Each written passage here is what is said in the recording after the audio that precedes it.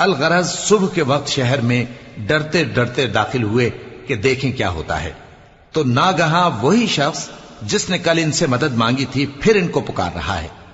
موسیٰ نے اس سے کہا کہ تو بڑا بہکا ہوا ہے۔ پھر جب موسیٰ نے ارادہ کیا کہ اس شخص کو جو ان دونوں کا دشمن تھا پکڑ لیں، تو وہ بول اٹھا کہ جس طرح تم نے کل ایک شخص کو مار ڈالا تھا اسی طرح چاہتے ہو کہ تم مجھے بھی مار ڈالو۔